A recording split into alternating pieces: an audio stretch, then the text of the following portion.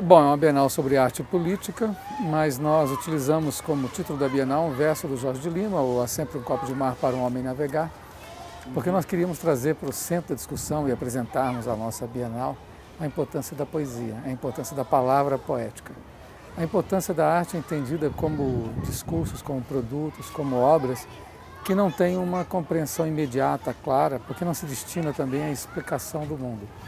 São trabalhos enigmáticos, são trabalhos modificadores, são obras cujo contato, de algum modo, abre novas perspectivas para nós. Então, o verso do Jorge de Lima, Sempre um Copo de Mar para um Homem Navegar, fala, entre outras coisas, de como é você viver diante do seu contexto, que sempre é reduzido, sempre é limitado, mas por mais árido, por mais limitado, por mais exíguo que ele seja, você sempre deve perseverar e você deve encontrar esperanças, instrumentos, materiais mediante os quais você consegue superar a sua própria condição. Você consegue navegar, mesmo que seja num copo de mar.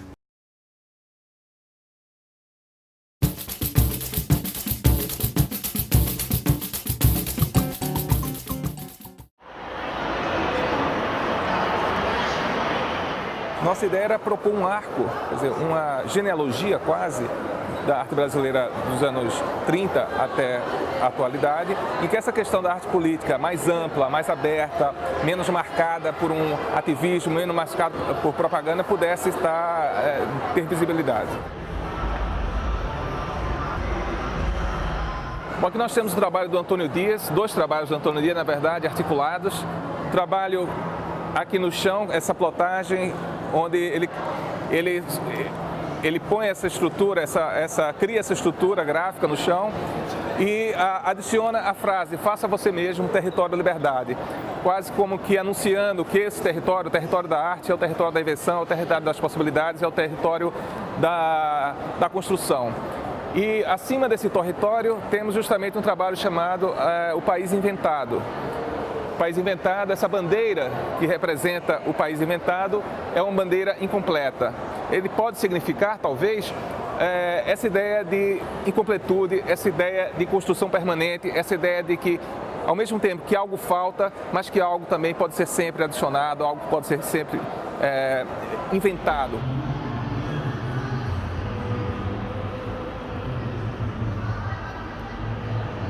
Mais adiante, temos um trabalho do Gui Veloso, um fotógrafo paraense, em que ele documenta uma série de penitentes em diversas regiões do país. São penitentes mostrando cenas de rituais religiosos das mais diferentes religiões, onde transparece essa relação ambígua entre o que é devoção, o que é violência.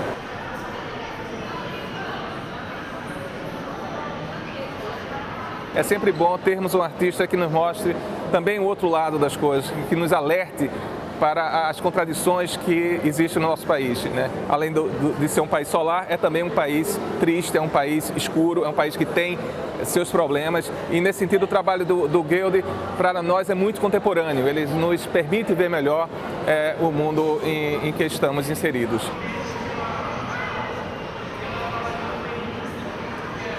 E o trabalho do Flávio Carvalho aqui exposto é uma série de desenhos que ele fez nos anos 40, retratando os últimos momentos da vida da própria mãe. Então esse trabalho de Flávio, ele nos faz repensar, inclusive, conceitos de ética. Então é um trabalho de uma potência muito grande para repensar diversas coisas, diversos conceitos com os quais com os quais lidamos no nosso dia a dia. É um trabalho que aparentemente são grafismos, um trabalho abstrato, mas se trata, na verdade, e isso é visível quando se lê as legendas das obras, que isso são fotografias, microfotografias de mapas, de limites geográficos marcados em mapas, de limites de regiões que estão em conflito em diversas partes do mundo.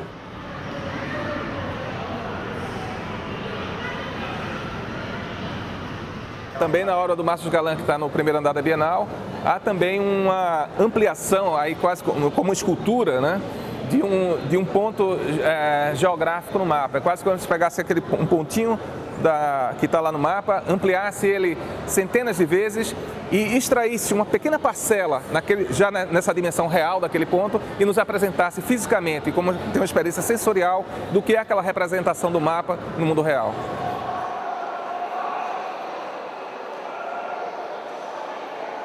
Aqui nessa sala tem uma conjunção de obras de diversos artistas brasileiros e não brasileiros que lidam com a questão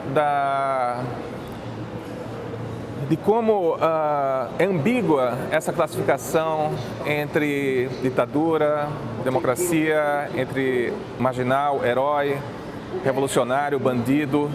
É uma sala que nos convida a refletir sobre o poder da arte em questionar, em abrir fissuras nessas formas de entendimento tão fixas, tão definidas, com as quais usualmente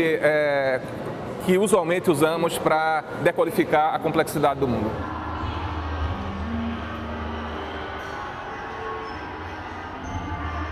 Bom, aqui nesse espaço há uma série de trabalhos de artistas brasileiros e não brasileiros que lidam, de alguma maneira, com a questão da visibilidade e da invisibilidade de determinadas questões na sociedade em determinados contextos.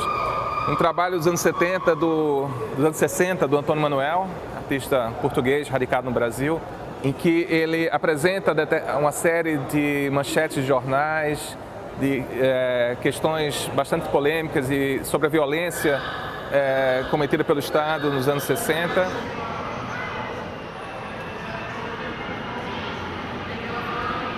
Assim como no trabalho da Rosângela Renaud, que está ocupando toda essa extensão de parede, há também a sobreposição de uma série de imagens, de uma série de slides ampliados que ela coleta ao longo do tempo, em que a sobreposição de imagens, mais do que tornar mais visível o que elas trazem, ao mesmo tempo multiplica a possibilidade de leitura, mas também oculta o que cada uma delas traz de significado em particular.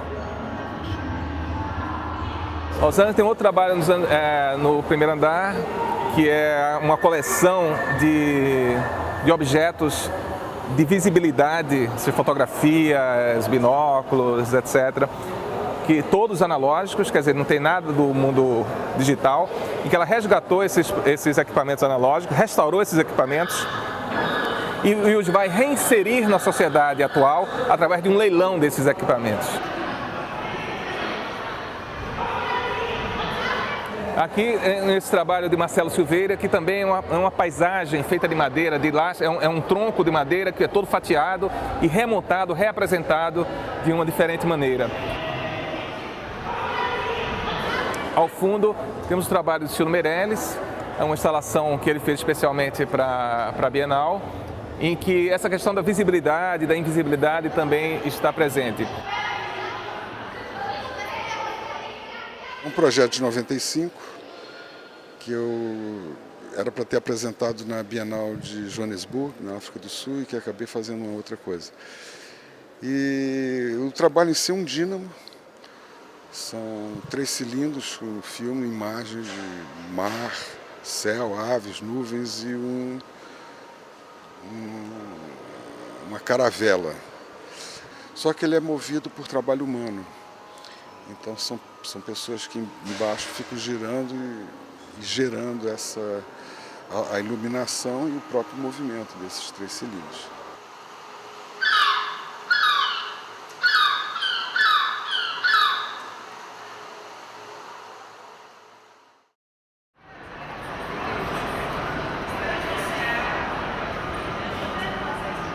Aqui acontece um convívio que me parece muito interessante, porque nós temos aí a obra do Eduardo Coimbra, este céu que ele cria, esse céu artificial, com essa ilusão, portanto, de natureza, né?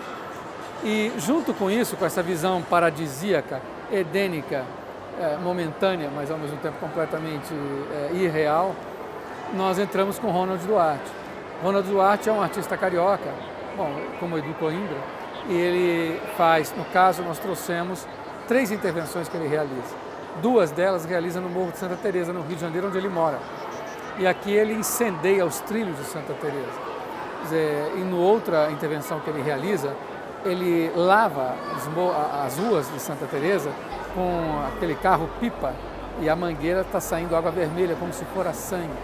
Quer dizer, a ideia clara dele de que o Rio de Janeiro, não apenas o Rio de Janeiro, está em guerra.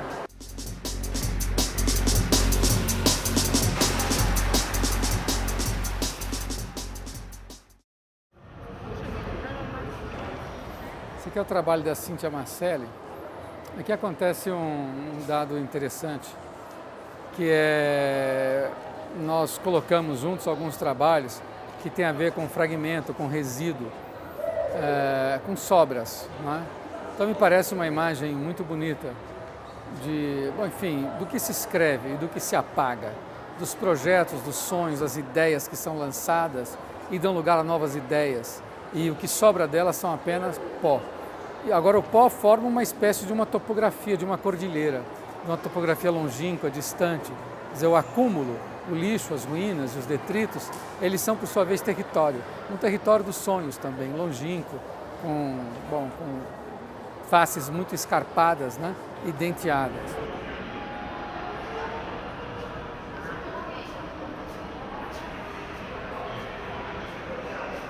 Aí no meio disso, nessa ligação entre Cíntia Marcelli e o pó, aqui o que a gente tem é papel dilacerado, porque o Marcelo Silveira, ele pega revistas antigas que ele compra em sebo e as vai rasgando e vai colando, criando, portanto, essas naturezas mortas, essa paisagem feita através do rasgo, feita através do dilaceramento.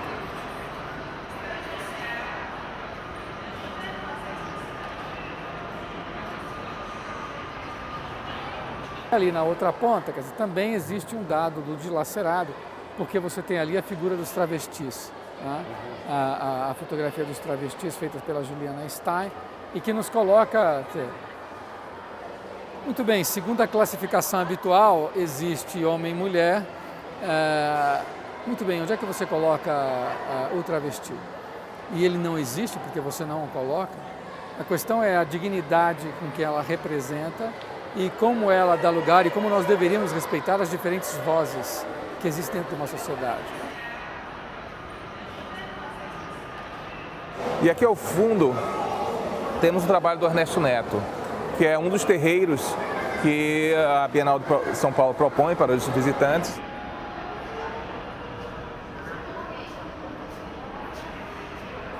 Aqui temos o trabalho do Paulo Bruschi aqui na Bienal. Esse é um trabalho chamado classificação, inserções que ele fez em classificados de jornais, pequenas notas poéticas, pequenas notas que causam estranhamento àqueles que leem o jornal por acaso e se deparam com essas notas.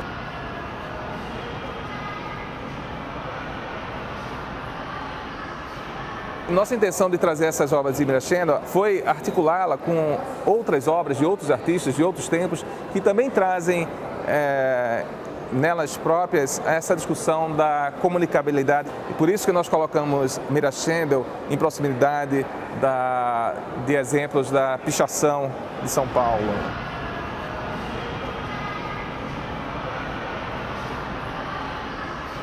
Então, nossa intenção em trazer a pichação para dentro da Bienal de São Paulo não foi simplesmente legitimar isso como arte. Isso é o que interessa menos a nós, a curadoria. O que nos interessa é trazer isso como questão, como uma pergunta, né? Qual o lugar disso na sociedade?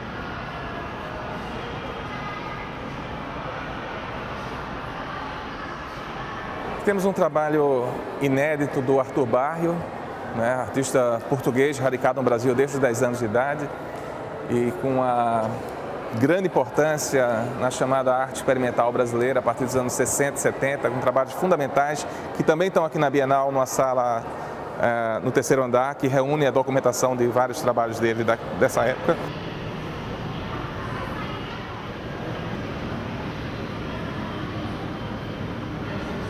Mas aqui ele faz um trabalho inédito, comissionado pela Bienal, né, trazendo para ele uma reflexão primeiro sobre a questão do mar, do oceano, enfim, do uso desses recursos naturais, uma visão muito crítica sobre o modo como fazemos uso desses recursos naturais.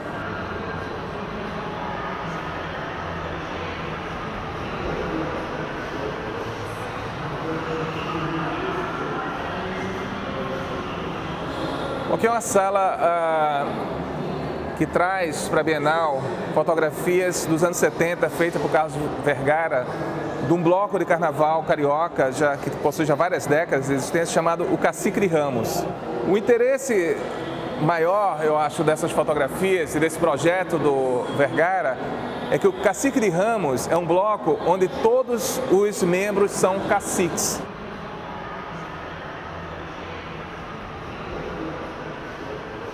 E aqui temos uma apresentação da obra do Flávio Carvalho, que talvez seja a mais emblemática dele, que é a experiência número 2.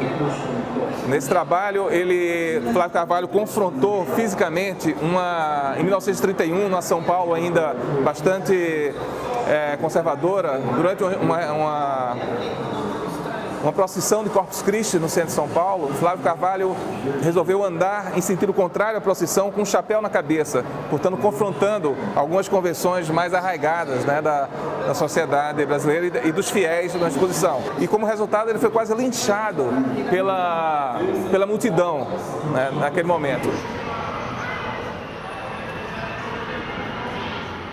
Arroz e feijão é um trabalho do feijão com arroz, da Ana Maria Maiolino, realizado nos anos 70.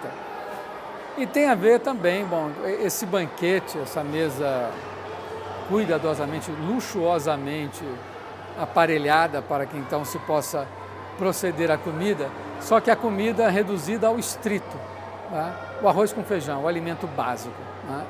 Quer dizer, num país como o nosso, onde você tem um desnível inacreditável, muita gente mal comendo, ela opera nesse nível da denúncia, mas perceba que é um nível muito sutil, não é? Ela não mostra a face da fome explicitamente.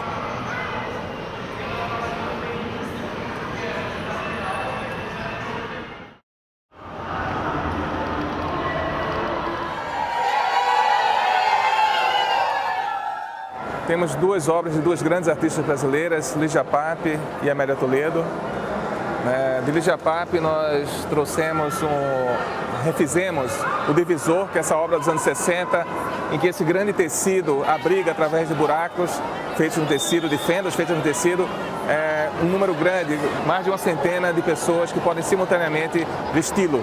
E é um trabalho interessante porque força as pessoas a negociarem os seus corpos individuais um grande corpo coletivo. No caso da Amélia Toledo, um trabalho em que ela nos traz essa possibilidade não só de olhar a cor, de admirar a cor, de observar a cor, mas de vivenciar a cor. É um penetrável que permite ao visitante quase como se vestir dessa cor, como habitar a cor. E ao fundo desse trabalho temos mais dois trabalhos da Amélia Toledo, os Glu-Glus, né, e a Medusa, onde ela também nos traz outras experiências relacionadas com as obras, né, com cores, com formas, com movimentos.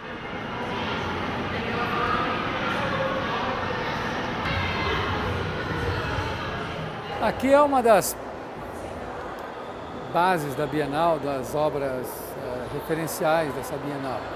Nós convidamos o Nuno Ramos para ocupar um espaço central, o vão, né? Esse prédio, esse lugar fundamental do prédio do Oscar Niemeyer e que já foi ocupado por artistas de primeira grandeza. Então o Nuno Ramos ele entra dentro deste prédio, dentro deste vão de um prédio que é uma obra-prima do nosso desenvolvimentismo, uma obra-prima da arquitetura moderna no nosso país, com o seu ideal de uma arquitetura regular, clara e a crença na racionalidade que o modernismo traz consigo. Ele encontra na obra dessa obra do Nuno Ramos uma contraposição, porque essa obra é de outra linhagem. Ela tem a ver com, por exemplo, o grande Oswaldo Guilde, com as gravuras sombrias, tristes, melancólicas, noturnas, né? Com uma visão da cidade, não do Brasil do campo, mas é uma visão da cidade, uma cidade que é hostil, aonde o vento e o medo meio que estapeiam aqueles que se atrevem a andar por ela de noite. e é uma cidade onde tem os urubus, onde tem carniça, onde tem muito detrito, lixo, sujeira. O Nuno vem com isso. Ele constrói essa arquitetura feita de uma areia calcinada, uma arquitetura, parece um casario, tem alguma coisa a ver com fábrica também, pelas chaminés que nós vemos. E ao mesmo tempo nos coloca esse problema. Isso é arquitetura, isso é escultura, tem até música, né? Porque ela é atravessada por um som, e é um som que vem do samba e de cantigas populares.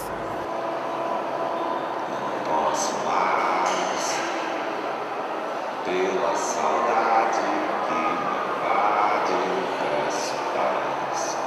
Junto com isso tem o Bandeira Branca, que é o nome da obra, inclusive, que é o samba em que aquele que canta levanta uma bandeira branca para o seu amor, dizendo que ele não suporta mais, que ele quase de um abandono, né? E ele está tentando recuperar isso. E o terceiro é o Carcará, que é também sobre essa ave que tem que ser forte, que é forte, que vive no agreste, que vive no sertão e, bom, vive do pouco que o sertão lhe dá. Então ela tem que ser muito objetiva, pega, matar e come. Por isso, inclusive, que aqui tínhamos 3 urubus. E os urubus, eles foram retirados, o que amputou a obra numa certa medida, embora não tenha tirado, de qualquer maneira, toda a eloquência dela. Mas foi uma das passagens dramáticas dessa Bienal, a retirada dos urubus, e mostra, inclusive, o próprio acerto do artista. Quer dizer, aquilo incomodava, né? Incomodava tanto que mesmo aqueles que legislam sobre a existência de urubus dentro de viveiros e que haviam dado a licença ambiental para isso, voltaram atrás por causa do clamor popular, o que é um absurdo. Mas o artista ele foi acusado de tudo, o que mostra muito a incompreensão que a arte vive hoje, né? E da importância do artista no sentido de que ele nos apresenta aquilo que nós não estávamos acostumados. E, no entanto, aquilo que nós não conhecemos é importante na medida em que chama a atenção para o quão inacabados somos, para o quão em transformação somos, e que nós nos alimentamos justamente das nossas lacunas.